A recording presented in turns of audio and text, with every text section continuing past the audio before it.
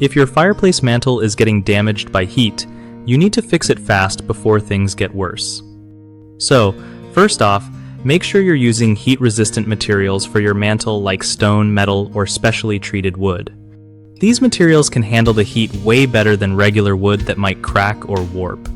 Keep a safe clearance between the firebox and the mantle too, like at least 12 inches or whatever your local codes say. You don't want to put your mantle too close to the flames or hot air because that's just asking for damage. Another thing is to check your fireplace's heat output. If it's blasting way too hot, consider installing a heat shield or a protective barrier.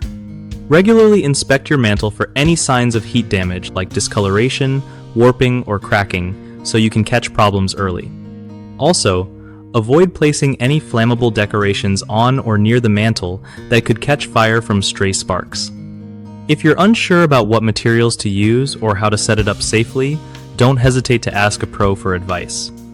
One of the biggest mistakes people make with fireplace mantles is using regular wood or other non-heat resistant materials, which leads to warping and cracking over time. Fix this by switching to proper heat-safe options. Another common issue is not maintaining enough clearance between the fire and mantle. Too close and the heat will damage your setup. Always follow local safety codes on spacing. A third mistake is ignoring early signs of damage, like discoloration or small cracks.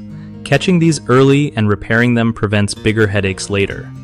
Keeping these points in mind will save you money and keep your fireplace looking good without risking safety. BigHomeProjects.com helps homeowners find trusted local contractors who know exactly how to install and protect fireplace mantles from heat damage. It also gives contractors a way to connect with people who need their skills, making big home projects way easier for everyone.